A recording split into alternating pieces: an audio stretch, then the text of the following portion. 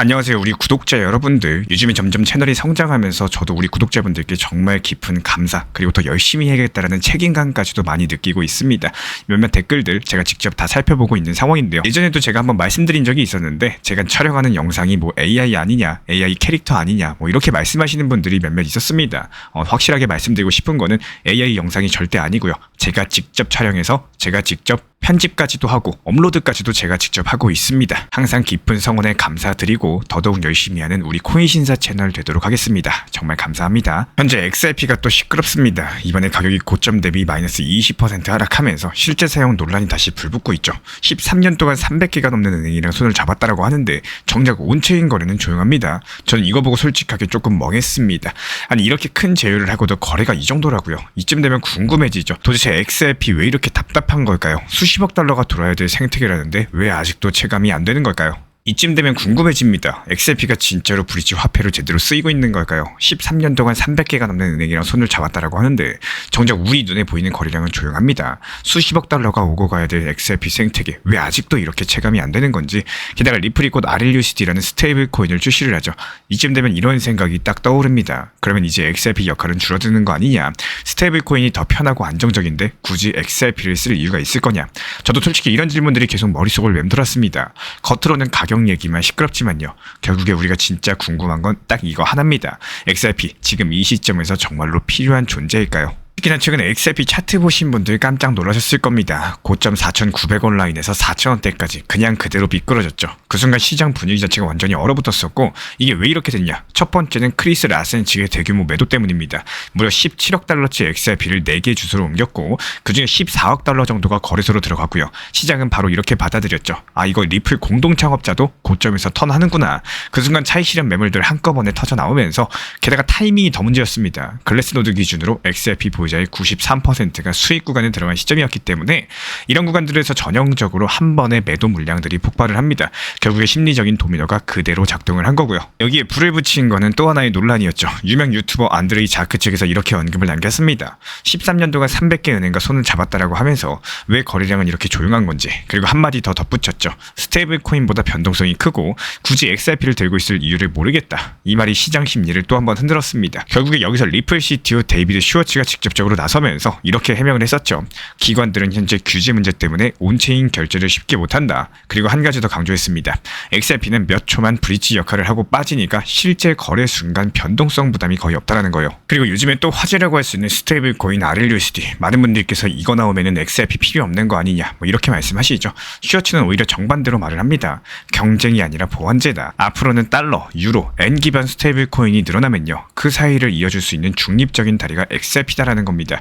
결국에 정리하자면은 단기 급락은 라센 매도랑 차익 실현 심리 때문인 거고, 중장기 논란은 온체인 거래 부진, 그리고 스테이블 코인 대비 매력 부족에서 나온 겁니다. 그리고 리플은 여전히 이렇게 말을 하고 있어요. 규제만 뚫리면은 XRP는 원래 설계대로 움직이게 될 거다라는 거죠. 여기서 많은 분들께서 흔히 오해하는 부분을 한번 짚어보자면요. 첫 번째로 변동성 문제입니다. 많은 분들께서 XRP가 변동성이 크니까 결제에 사용 못할 거다, 이렇게 생각을 하시는데, 근데 이거는 절반만 맞는 얘기라는 거예요. 왜냐면 XRP가 실제로 브릿지 역할을 할 때 거래 중간에 머무는 시간은 고작 몇 초에 불과하고, 이 짧은 순간에 가격이 크게 흔들릴 확률은 거의 없겠죠. 저도 처음엔 이게 좀 헷갈렸었는데요. 실제 구조를 보시면 이해가 바로 되실 겁니다. 그리고 두 번째로 강제된 유용성 논란입니다. XRP는 사람들이 쓰고 싶어서 쓰는 게 아니라 유동성 공급자들이 억지로 들고 있어야 되는 거 아니냐, 이런 말이 많죠. 근데 실제 구조를 보면은 유동성 풀에 XRP가 예치되어야지만 거래가 돌아가기 때문에 단순하게 억지라기보다는 시스템에 필요한 구조적인 수요에 가깝습니다. 쉽게 말씀드려서 거래소에 돈이 있어야지 거래가 되는 것처럼 브릿지 화폐에도 기본 재료가 필요하다라는 거예요. 마지막으로 스테이블 코인 대체론인데요. 이제 달러 기반 스테이블 코인이 다 해먹는 거 아니냐, 뭐 이런 얘기 정말 많이 듣죠. 근데 이건 절반만 맞는 말입니다. 왜냐면 앞으로는 달러, 유로, 엔까지 여러 가지 국가 통화 기반의 스테이블 코인이 한꺼번에 공존하는 다극화 시대가 반드시 올 거예요. 그러면 이 사이를 이어줄 수 있는 중립적인 징검다리가 필요하겠죠. 그 역할을 할 수 있는 게 XRP라고 저희 신사 채널에서 보고 있는 거고, 결국에 겉으로만 봤을 때 XRP가 답답해 보일 수 있겠지만요, 이런 구조들을 뜯어보시면은 아직까지도 필요한 이유가 분명히 남아 있습니다. 그렇기 때문에 매번 영상마다 이런 구조들에 대해서 세부적으로 자세하게 설명을 드리는 이유인 거고, 우리 구독자분들이 이걸 아셔야지 시장을 조금 더 길게 보실 수가 있는 겁니다. 저도 솔직히 이번에 XRP 차트 보고 조금 깜짝 놀랐습니다. 4,900원까지 상승했다가 순식간에 4,000원까지 떨어졌죠. 이런 것들 실제로 보면은 그냥 숨이 턱 막히는데요. 그때 머릿속에 드는 생각은 딱 하나였습니다. 아, 진짜 이번에도 또 이렇게 심하게 흔드는구나. 17억 달러 물량 옮긴 크리스 라슨 거래소로 들어가는 순간 시장이 바로 반응을 했었고, 실제로 우리 신사 채널 리플 커뮤니티에서는 4,850원의 많은 비중을 매도 처리했어요. 이제 투자자들은 고점인가 보다 하고 한꺼번에 실제로 던지기 시작을 했었고, 근데 여기서 한 가지 의문은 남습니다. 그럼 XRP 진짜로 살아남을 수 있을까요? 스테이블코인 시대가 올 거고요. 각국의 은행들, 거대 금융사들 자기 체인 만들어서 쓰는 세상이 올 겁니다. 근데 여기서 굳이 XRP를 선택할 이유가 있을까? 이런 본질적인 질문들을 던지셔야겠죠. 그러다가 슈워츠 CTO의 말을 다시 곱씹어보면요, 조금은 이해가 되는 대목들이 있습니다. 이 브릿지 역할 같은 경우는 몇 초면 충분하기 때문에 진짜 문제는 규제라는 거예요. 그리고 다극화된 시대가 오면은 중립적인 다리가 필요하기 때문에 이런 것들을 듣고 나시면 아직까지 끝난 게임은 아니구나, 이제부터 진짜 승부가 시작이 되겠구나, 이런 생각들이 들었습니다. 결국에 이번에 XRP 논란 자체가 우리한테 던지는 메시지는 명확합니다. 시장은 말보다 숫자, 그리고 눈에 보이는 트랜잭션을 원한다라는 거고, 300개 은행, 그리고 여기에 대한 제휴들, 화려한 뉴스들, 솔직히 이젠 시장을 움직이지 못하게 될 겁니다. 실제 결제가 돌아가고 유동성이 눈에 보일 때, 그때가 진짜 평가의 순간인 거고, 이번 조정 자체가 저는 이렇게 봅니다. 단기적으로는 크리스 라센 매도랑 차익 실현들 그냥 심리 싸움일 뿐인 거고요. 하지만 장기적으로는 RLUSD랑 XRP란 이런 두 개의 심장이 같이 뛰기 시작할 때 진짜 판이 달라지게 된다는 거예요. 앞으로 스테이블코인 시대는 더욱더 커집니다. 달러, 유로, 엔 각자 자기 체인, 자기 코인 만들겠죠. 그럴수록 중립적인 브릿지, 바로 XRP 같은 자산의 필요성은 더 커질 수밖에 없는 거고, 그래서 저는 이렇게 생각을 합니다. 이번 하락과 논란들 그냥 흔들기일 수가 있습니다. 진짜 시험 때는 이제부터고요. 눈에 보이는 데이터랑 실제 사용이 나오면은 XRP는 또다시 한번 평가를 받게 될 거예요. 시장을 길게 보면은 결국에는 말이 아니라 증거를 선택을 하겠죠. 그 증거를 XRP가 언제 보여줄 수 있을지 이제부터가 진짜 시작이 될 겁니다. 게다가 이번에는 비트코인까지도 오늘도 흔들렸습니다. 마이너스 2% 가까이 하락했고요. 미국 증시까지도 줄줄이 하락을 했죠. 나스닥은 2.2% 넘게 빠졌고, S&P 500까지도 1.7% 하락했고, 러셀 2000도 2% 가까이 하락했습니다. 여기서 궁금한 게 하나 생길 텐데, 미국 증시는 우리처럼 대주주 양도세 같은 이슈도 없는데 도대체 왜 이렇게 떨어지나? 저도 처음에 보고 잠깐 멍했습니다. 여기서 핵심은 미국 고용 지표인데요. 7월 신규 고용 원래 10만 건 예상이었는데 실제로는 8만 3천 건. 근데 이게 다가 아닙니다. 5월달 6월에 잡혀 있었던 고용 수치까지도 전부 다 싹 다 내려갔다라는 거예요. 예를 들어가지고 14만 명 일자리가 생긴 줄 알았는데 수정 후에 1만 4천 명 수준이었던 겁니다. 거의 패닉에 가까웠었죠.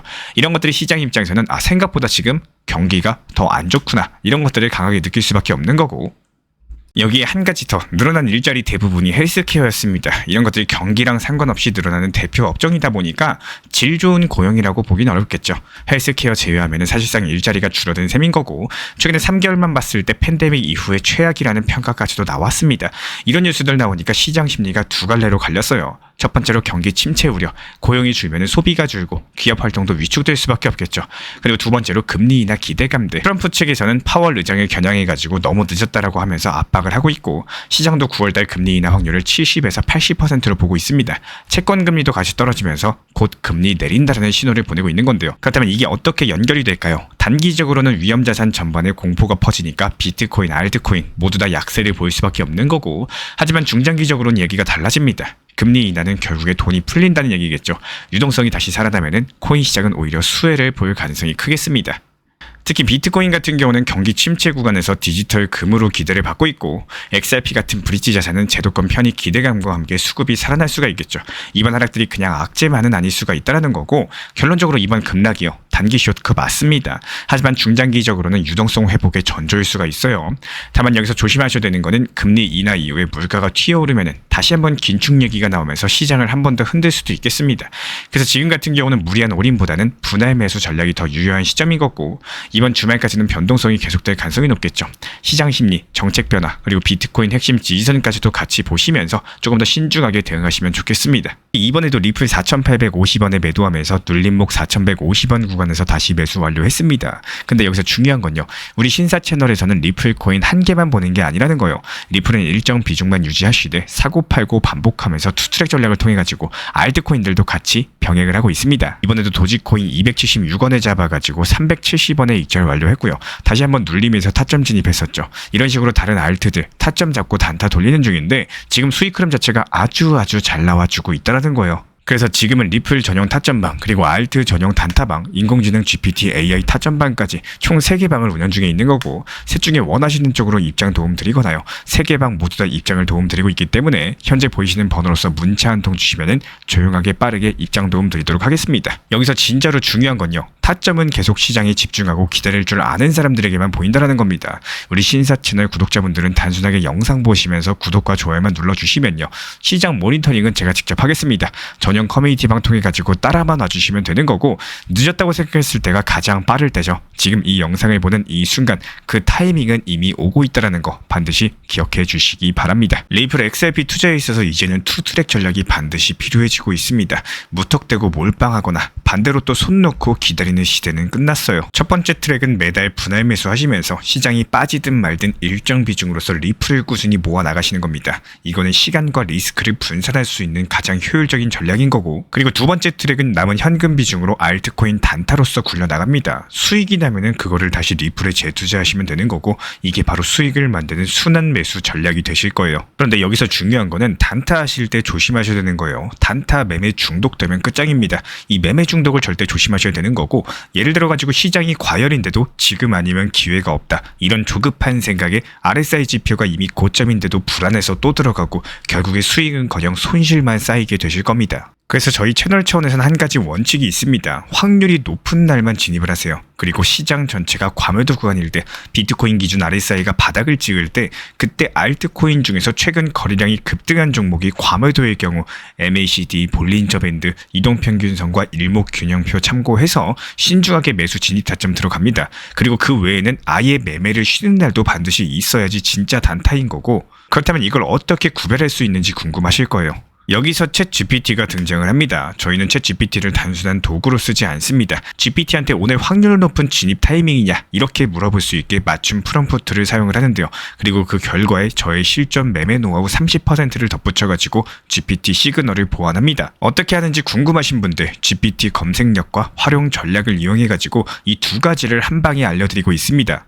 현재 보이시는 번호로서 리플 단타라고 문자 남겨주세요. 지금 이 영상 보신 분들에게만 오픈합니다. 그냥 GPT 쓰는 법이 아니라 투자로 연결되는 GPT 사용법 지금 바로 알려드리도록 하겠습니다. 제가 안내해드리고 있는 코인 신사 채널 멤버십 전용방에 대해서 짧게 설명드려 보도록 하겠습니다. 리플, 암호화폐 시장에 대한 중요한 이슈, 그리고 브리핑이나 시장의 흐름에 대한 전문적인 분석 내용 설명과 함께 차트상의 기술적 분석, 온체인 지표와 투자 심리에 대한 내용들을 같이 안내 도움 드리고 있고, 가장 중요한 투자 심리를 컨트롤하기 위해서 포트폴리오의 구성에 대한 노하우, 투자 심리 컨트롤에 대한 내용도 같이 안내 드리고 있습니다. 코인 신사 스터디 멤버십 가입하신 분들께서는 아래 번호 혹은 신청 링크 통해서 남겨주시면 제가 연락드리고 있고, 안내 설명과 함께 신사 채널 리플 전용 멤버십 방에도 입장 안내 설명드리고 있습니다.